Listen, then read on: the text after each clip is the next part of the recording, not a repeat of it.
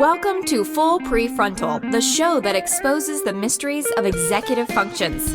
This show is a collection of conversations about the role of the prefrontal cortex, which impacts your focus, planning, problem-solving, emotional balance, and independence. These conversations will introduce mental tools that will empower you to shift your mindset for a successful life. And now, here's your host, Sucheta Kamath. All right, good morning and welcome back to Full Prefrontal, where we are exposing the mysteries of executive functions. I'm here with our host, Sucheta Kamath. Good morning, Sucheta. Good to be with you. Great to be with you, Todd. So let me ask you this question, Todd. Okay. Is leaving your child in the car seat when it's 81 degrees outside negligent parenting? Well, I think that's one of the most cruel acts a parent can do. I can't imagine anyone intentionally doing just that. Yeah, but each year, on average, around 30 to 40 children die from heat-related deaths after being trapped inside their parents' cars. The majority of these cases show no evidence of prior abuse or neglect on their parents' part. But then question comes to our mind is what does help? What's going on? What makes people leave their children in the car? And what really doesn't help is the way the car seat is placed. I was reading about this, and what I found out that 2 decades ago, such instances were relatively uncommon.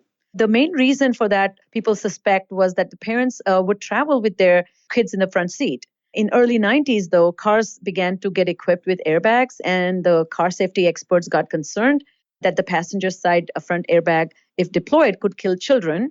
So then the rules changed, and as a safety measure, the car seat got moved to the back of the car and facing away from the driver, making it really hard to see the baby in the back seat. And that baby then became even less visible to the parent who is in a rush. So you and I can ponder, or even our listeners can ponder a little bit about this, that who are these people who forget their babies in the back of the car? I would love to claim that I will not be that parent. But guess what? The Washington Post columnist Gene Weingarten says that the wealthy do it. It turns out the poor do it. The middle class people do it. Parents of all ages and ethnicity do it.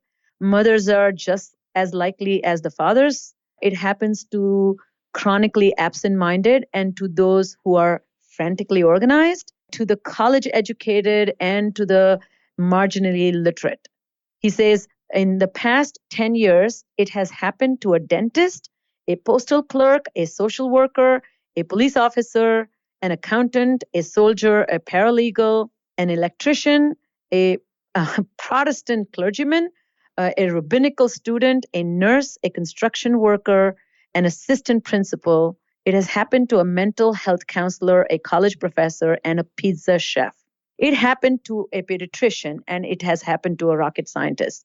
So the lesson here is well-meaning intentions can be completely forgotten. Anyone and everyone is capable of committing a prospective memory blunder. Hope none of us are as unfortunate as those parents who forgot their children in the back of their cars. But let's find out what can be done so one can improve, remember to remember, and not to forget such important things. And today our guest is going to help just do that. I would like to welcome back Dr. Mark McDaniel, a professor of psychology and brain sciences at WashU in St. Louis, Missouri. We had a wonderful conversation with him last episode. This episode, we are going to talk about treatment or interventions. He's also a founding co-director of the Center for Integrative Research on Cognition, Learning, and Education. Dr. McDaniel's research emphasizes on prospective memory, and his work has been greatly relevant to my clinical practice. Another important thing about his work is that he explores individual differences in the tendency for learners to focus on abstraction versus learning of examples when attempting to acquire complex concepts. Mark has written several books and several articles and important research papers. One of my favorite things about his work is several books that he has written. I recommend people to explore and maybe purchase those books. One such favorite book is Prospective Memory, Cognitive Neuroscience, Developmental and Applied Perspective. And one final tidbit is Mark's recent collaboration where he has co-authored a book called Make It Stick, The Science of Successful Learning. So this is our guest today, Todd. Yeah, no, it's going to be a great conversation, just like last week. I'm thinking about these tragic occurrences where a parent leaves a child in a hot car. I mean, I've never thought about it as applied to executive function. I keep wondering to myself, how does this continue to happen? Didn't we learn our lessons from seeing all these news stories? Now I'm beginning to understand how this tragic occurrence continues to happen. Wow, fascinating stuff. All right. Well, let's get to Sucheta's next conversation with Professor Mark McDaniel. I would like to welcome to the show today Dr. Mark McDaniel, a professor of psychological and brain sciences at the University of Colorado and the founding co-director of the Center for Integrative Research on Cognition, Learning, and Education at Washington University in St. Louis. Dr. McDaniel's research emphasis on prospective memory, which means remembering to perform an intended action at some future moment, has been of great relevance to my clinical practice. Another important aspect of his work includes exploring individual differences in the tendency for learners to focus on abstraction versus learning of examples when attempting to acquire complex concepts. Dr. McDaniel's research in memory and cognition has received over $2 million in grant support from NIH and NASA. Over the past 35 years, he has published over 217 articles, chapters, and books in the area of human learning and memory. I myself own several of his books, and I highly recommend Prospective Memory, Cognitive Neuroscience, Developmental, and Applied Perspectives to all the listeners. In 2014, he co-authored a book entitled Make It Stick, The Science of Successful Learning, and it has become an important piece of work for many educators and trainers like me. Welcome once again, Mark. I'm so delighted to have you. Thank you for agreeing to be here. Thank you, Sucheta. This conversation is going to be very exciting, and I encourage the listeners to listen to our part one. But today we are going to talk about how to manage or how to support the development of or how to tackle the challenges in failing to remember to do in the future. So I'm going to start with an example of a student of mine that I have worked recently. This is a high school student, let's call him Jason, and this is how his day looks like. When he comes to school, he needs to remember the science teacher assigns him a homework, which is due on Monday. He needs to remember there's a test in physics in 3 weeks. He needs to remember to turn in the forms by Tuesday. His history teacher wants him to update the blog weekly. There's a venue change for soccer practice because this is an upcoming Easter weekend. He also needs to remember to text his friends back about the weekend. And he needs to remember to charge his phone, which he can't do until he goes back to the locker. And then finally, he needs to remember to send the completed biolab, which the teacher doesn't have. So this is the kind of kid who is trying to manage these incomplete parts of his day. And then if you look at his report card, which comes in 3 weeks, he has 5 zeros for homework assignments. He has 2 incompletes, but he has great test score. He has taken a test in biology, for example, and he's done really, really well. So what is the problem with this kid? What kind of memory problem does he have? Well, that's a good question. There could be any number of problems, I think. One could be motivational, in as much as he just doesn't really care about getting the homework done. Another could be time issues, in as much as if he's busy with his sports and his friends and other things, it may be that by the end of the day, he runs out of time, and so he just doesn't get his homework done. By the way, we find that's the case with our college students here when we also have a great interest in how students study and the nature of their study strategies and how those bear on student success in college. And what we find is that students have pretty good plans for trying to space their studying for different courses over the days of the week. But at the end of the week, when we ask them how it went, they say, "Oh, I just ran out of time." So the plans are good, but by the end of the day, the students try to pack so much in that something has to give, and sometimes it's studying for a particular course. So it could be that, Sucheta. It could be a memory problem. It could be that the student that you speak about intends to charge the phone when he gets back to the locker, but he just simply forgets because he's completely absorbed and other things when it gets back to the locker. So it could be any of these things, and the kind of intervention or the kind of actions that the students might take for helping eliminate those zeros from the quizzes will depend on what the source of the problem is. If it's a memory problem, so I think that's what we want to talk about because that's what I know about. Yes. The idea would be, we're doing a little bit of work with children now and doing some prospective memory tasks in their environment. And one of the things that children have to do sometimes is remember to take something home to their parents. And so we're doing a little bit of work with that. And oftentimes what happens is that the child and the student maybe doesn't make use of engineering the environment to provide cues for them. So, for instance, the idea is the student may have completed the homework and stuffed it in his drawer at home or forgotten to bring it back to school. So the solution is pretty simple. Once the homework is finished, put that homework out on someplace that the student's going to pass when they go to school. So, for example, when I've got important things to mail, I'll put them right on my countertop, just before the kitchen door. So when I'm leaving for work, I'll have to pass by and see those papers. It reminds me that I've got to take them to work.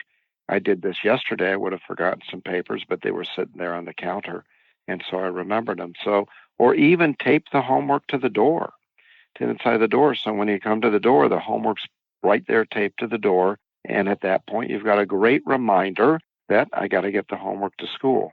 So if it's a memory problem, engineering the situation where you're providing these cues, putting the homework in a very visible place as you leave, so that when you leave for school, you'll remember it. Trying to put your charger, I don't know, in the locker room, you might imagine a giant charger blocking your way into the locker room. This would be a cognitive cue. So when you enter the room, this image comes up of a giant charger blocking your way, and that's a reminder. I've got to plug in the charger and charge my phone. So if it's a memory problem, there are various memory techniques, prospective memory techniques the student could use to try to remember to turn in the homework, charge the phone, and those kinds of things. Got it. So that brings me to this. Maybe you can walk us through the nature of prospective memory and the strategies that go along with it. So just to refresh everybody's understanding, can you define prospective memory for us one more time? Prospective memory is the memory task, if you will, if you want to call that a memory task, whereby you have to remember to perform an intended action at some appropriate point in the future. And I say appropriate point because if I'm supposed to get bread on the way home from the grocery store, but I remember it when I get home, I've remembered the intention, but I've remembered it too late. So the key is to remember this intention at a time when it can be executed. I want to remember the intention when I'm driving home. I want to remember my homework when I'm leaving for school. So it's not just memory of the intention, it's memory at the appropriate moment so you can execute it. So can you quickly comment on this perception of passage of time? Can that be warped for some people? For example, an hour has gone by, and when we are really engrossed in a task or enjoyable activity, we might feel it's been only 15 minutes. Versus a lot of kids that I work with go upstairs to study and they're down in 10 minutes saying that I've been studying for so long. So because that remember to remember is very much tied to that ongoing task that we have to interrupt to do something that was previously thought out. So can you comment on this passage of time issue? How do we understand that? It's not well researched, but and there are some different ideas about this. Some suggest that we've got an internal clock that accrues time as it passes. And others say, well, maybe those clocks are there for very short time intervals, but for longer time intervals, we judge time depending on the events that we can remember. So the idea would be if you remember a lot of events, you might think that more time has passed between the start of the event and the end of the event. Or what we're finding in the laboratory is that when we have students try to estimate passage of time and also perform a time-based prospective memory task in which they have to perform the task after a certain amount of time has passed. We find that we have conditions where we're playing songs, and we find that people estimate the passage of time according to the number of songs they remember hearing. And so they kind of use a heuristic that, well, a song lasts 2.5 to 3 minutes. I heard 4 songs, so I think 12 minutes have passed. And what we find is that the more songs people hear, the more time they think has passed. If only a few songs have played, they think a shorter amount of time has passed. And we can manipulate how long the songs are. So it can turn out the same amount of time. I know you have fooled people. Yeah. Yeah. I know you have people with Madonna's long song. And if they hear 2 long songs, they think less time has passed. In fact, when each song was 5 minutes long, correct? That's right. Yeah. That's exactly right. So the events that transpire during this passage of time does have a bearing on our estimates of how much time has passed. So in terms of what I'm understanding, that if you want to talk about strategies, how do I, first of all, solidify the intention of doing something in the future?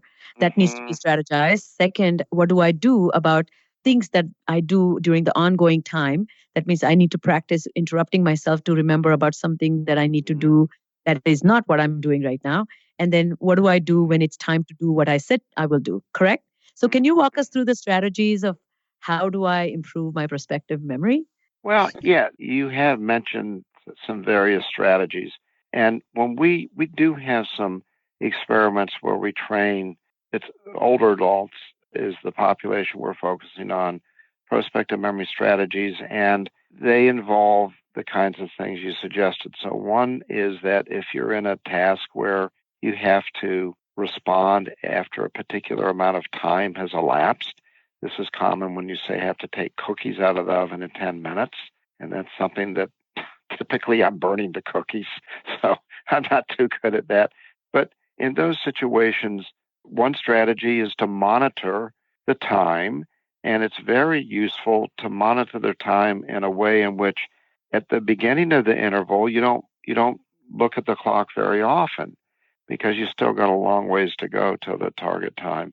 But as you get close to the target time, then the idea is to increase your frequency of monitoring. So if I got to take the cookies out of the oven in 10 minutes, for the first couple minutes, I don't monitor the time. But then a little later, I should monitor. And then as I monitor and I see it's 9 minutes, now I should pick up my monitoring and make sure I'm monitoring every 10 or 15 seconds or so. So that's a very good strategy. And it turns out that older adults don't do that spontaneously. Older adults tend to monitor equally all the way through the interval. So when we instruct older adults to monitor with the strategic increased frequency near the target time, they do get better at prospective memory. So that's one thing. I see. Is, as you say, use the executive system to set up a schedule of monitoring. Another is to create a really strong environmental cue. So one thing that we suggest is to convert a time-based task into what I'll say an environmental or event-driven task. So the idea would be if the doctor said you got to take your medication in the morning, rather than think about, okay, in the morning I got to remember to take the medication, think about tying that to an environmental event. So you eat breakfast in the morning, and if you have orange juice with breakfast, the more effective strategy would be to convert the task into the intention to take medication when I drink my orange juice.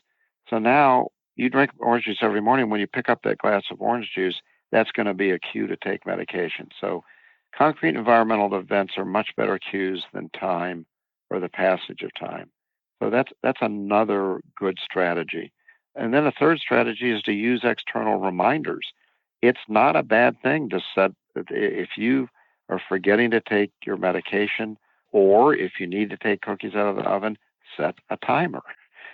You can, these cell phones now allow you to set a little alarm every day, I always set a timer when I got to remember to take things out of the oven.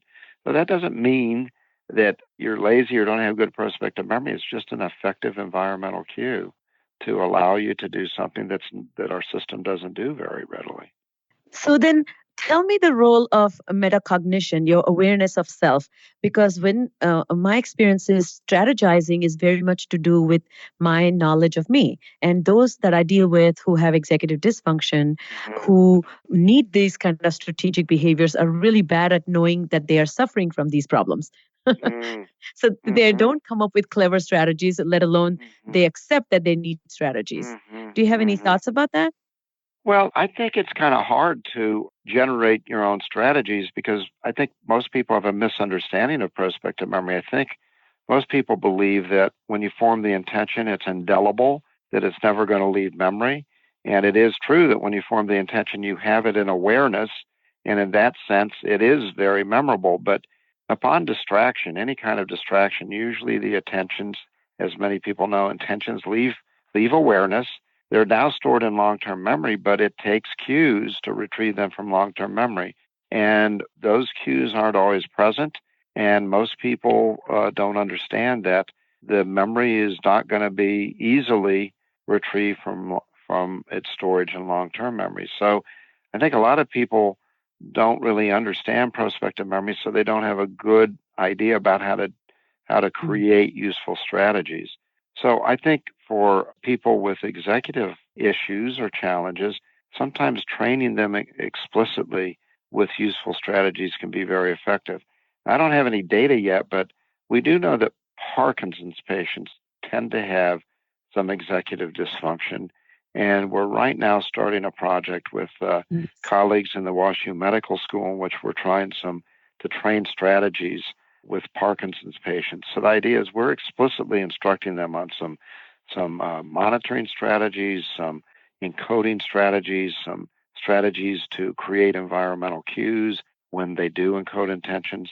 And we're hopeful that this is going to help these individuals. I mean, I don't know about the students who work with Sancheta, but Parkinson's patients will say often that they're more disturbed by their cognitive challenges than by the motor challenges that they have. So a lot of them tend to get more prospective memory problems and so on. And that's more alarming to them and more dissatisfying than some of the motor challenges. So we think that it's useful to provide them with some explicit training on strategies, and we're hopeful that that's going to help. In my work, I think what I have found that there are two approaches I take. One is that self-regulatory process based on self-analysis. So who am I as a learner and thinker? What are my needs? What are my goals? And then so kind of like we had talked earlier in a previous podcast, that there are bigger goals which need to be carried out over 6 months or a year. But then there are smaller goals that need to be achieved in 3 weeks or 2 weeks or in a 1 week. But then everyday actions need to be counted towards those goals, which may be distant future or near future. And what can help for those students or adults that I work with is goal rehearsal, and then a intentional plan, and then rehearsal in between the executionary plan. So, for example, I train people with 3 types of rehearsals. One is a subvocal rehearsal, talking quietly to yourself regarding your future intentions. Then visual rehearsals, which is conceptualizing or imagining yourself doing the action. So we kind of create some, like you said, environmental cues, but kind of imagine your interaction with that. So either using pictorial cues. And the last one is a mental rehearsal, which is kind of doing a more global rehearsal of a passage of time for the whole day. And what I find that if you get people to practice rehearsing in different ways, that adds a great self-directive cue, so to speak, or metacognitive cue. Well, it sounds theoretically right to me. So I think when you talk about a global mental rehearsal, I think you're talking about thinking about how the day will unfold and thinking about how one task will lead to another. And one of the things that occur to me with regard to that is you're now setting up explicit cues for enacting behaviors throughout the day. So rather than letting the day kind of unfold, what you've done is you've set up these cues so that I do one thing, and when I finish that, I go on to something else. And I think those cues are useful too, because maybe someone has forgotten the plan in the middle of the day. But if they're going from one task to another as they imagined, ending one task kind of cues the beginning of another. It's almost like it's kind of interesting when you've listened to a CD for a while, you anticipate kind of the next song that comes on. You're not even aware that you can do it, but you do encode these orders of events. And so in much the same way, I think what you're saying, Sucheta, helps somebody rehearse the order of the anticipated event, and those now become cues that stimulate thinking of the next set of actions that you have to perform. So I think it all fits together in terms of thinking that we need to set up cues for ourselves throughout the day that remind us of our intentions. Thank you. And so that brings me to the last question. Why prospective memory has become so relevant for us in 21st century? Is there any culturally and in terms of globally change the way we run our days? I find that we are living a much more complex, multifaceted life where we are pursuing goals in multiple domains, and which create a tapestry of goals that we are trying to keep track of. What is your thought about that? Is a human life different in perspective domain from 18th century to 19th to 21st? I'm skipping 20th, but Right. is there any global change? Yeah, that's a really good question. I get that question asked a lot in terms of things like, do we have more to remember now? So is our memory overwhelmed, or are we offloading our memory on the web now? So is our memory worse, or are we busier now, and does that hurt prospective memory? And I don't know. Those are good questions. I can't say. I do know that when historians look at things like political unrest, or when they look at things like young people and their need to revolt against authority, you can take things written in the 1800s and they sound like exactly what's happening now. Yes. With disasters with the society and what's happening with our young generation and the political situation is miserable or whatever it might be. It seems like these things are just part of the human experience. So I would find it hard to think that prospective memory wasn't as important or didn't pose similar challenges throughout the ages. I think prospective memory is an intimate part of being human because we have these executive functions that allow us to plan and anticipate the future. It's very much in the benefit of our survival to think about the fact that next winter there's not going to be any food growing, and somehow we have had to harvest and save food, and that's just one simple example. But we've always got to plan for and think about and remember to perform intentions. And I think maybe the nature of the intentions could have changed. For many of us, we're not worried about bringing in the crops like they were in the 1800s. But nonetheless, I think we've always had important intentions to allow us to cope with and sustain ourselves through whatever the future is going to bring. I think it's been an important, really, one of our most important cognitive tools for adapting and being flexible. So I don't really think that now it's more important than it ever was. I think it's always been important for humans. Got it. I agree. There's only one small change I see, and I don't know what your thoughts are, but when, for example, before electricity, when, for example, sundown, when, when there was darkness, people retreated back into their houses, then there was not a lot to do. If you or those days when we wrote letters, you wrote a letter and you mailed it and you waited for a response, and then maybe it took 3 weeks before they came back. So the intentions were much more staggered, I guess, to act on. And I see that kind of a pressure to create newer intentions or follow up on the intentions that were created. They're much more jam-packed. Yeah, I think you're right. It seems to me they are very jam-packed. I agree with you. With the internet and email, there's a lot more information transmission. And with that, there are a lot more requests to do things and a lot more things we think we need to do and people we need to respond to. So I agree. It does seem a bit more jam-packed. I agree with that.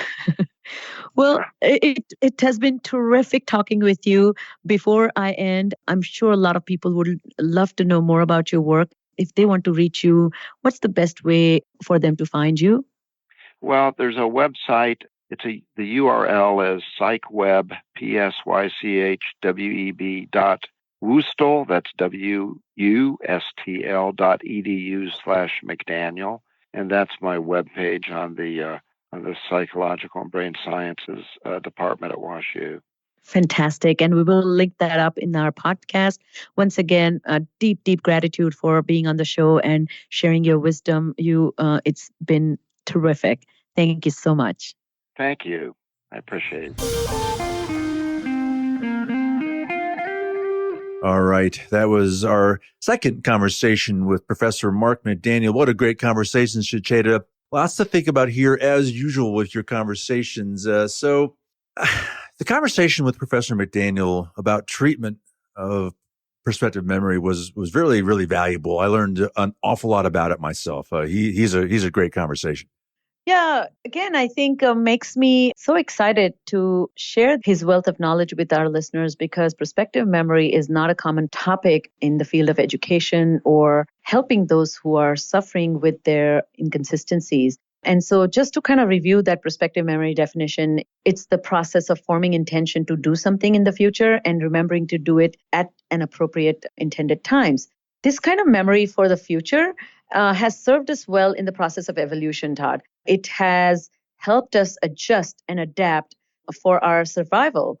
By connecting to our future needs with a plan and preparation, we have used prospective memory as an important mental tool to thrive. So my first takeaway here is, for everyone that's interested in prospective memory, they must know that it's a universal truth that the moment when we form these future intentions, they feel indelible. This confidence certainly works against us, though. We need to counter that, and that's why we need strategies. This conversation with Mark also reminded me of an interview with Kevin Kelly, one of the co-founders of the Wired magazine. He did this interview many years ago, and he was asked to define technology, and he said, anything produced by the mind is technology. For example, a time card, a calendar, a blueprint of the house, or even laws can be conceived as technology. And this is not restricted to the human mind alone. A beaver dam, a bird's nest also exemplifies technology. In short, to manage prospective memory, we need creative use of cognitive technology. And that's why this conversation is so important.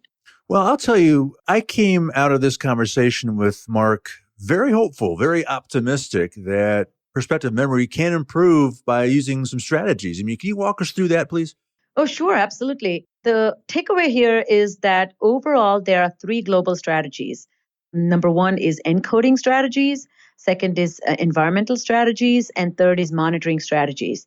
So I'm going to kind of summarize that in a simple way. But the encoding strategies mean ways to strengthen the future intentions themselves by focusing on creating stronger memory traces for these intentions. We have to be serious about the prospective memory intentions. If a student wants to turn in his homework, he has to make that a serious business. If you want to meet up a friend in a month at a specific location at a specific time, we have to be serious about wanting to remember that time and location. We have to avoid being distracted. We have to free ourselves from distractions in the moment when we are creating these goals for ourselves. And we need to set aside brain's resources towards concretizing these plans by forming some sort of associations and linkage. Otherwise, we will be like those people with a ribbon tied around their index finger, but they have no recollection as to what the ribbon is for. Once these intentions are taken seriously, then we can create cues to retrieve it from long-term memory. This also means converting time-based tasks into event-based tasks. And just to kind of illustrate that with examples, instead of saying to yourself that I will exercise in the evening, you tell yourself that I'll go get on the treadmill right after I load the dishwasher after dinner. Another way you can do that is you can say to yourself that I will get on the treadmill right when the Law and Order begins or comes on. So this association can really help as well. So instead of saying evening, which is a time-based task, you make it event-based, which is Law and Order or dishwasher loading. The second prospective memory technique is to engineer the environment. And Mark was big on that. The environment can create a strong link between intentions and behavior cues. This requires a lot of thoughtful analysis of your need and as well as surroundings, so that the surroundings can trigger your thoughts about what you need to remember. For example, the two bowls for the dog in the kitchen next to the garage door can be a great reminder to fill both of them with food and water right before you leave for office. If those bowls, for example, your wife moves them while she was mopping the floor and you don't see them, you're likely to not remember to fill them up.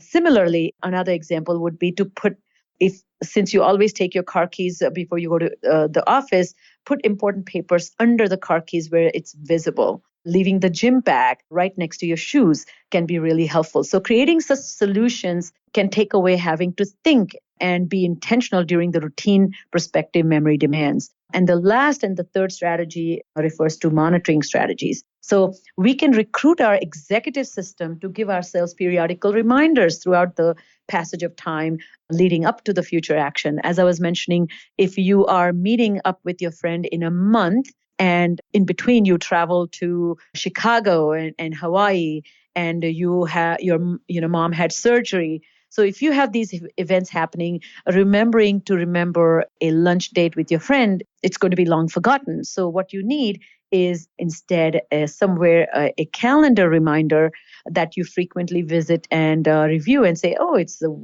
it'll be in 2 weeks that I see my friend, or it'll be in 1 week that I'll see my friend, or it's in 3 days I see my friend. So that kind of really helps as well.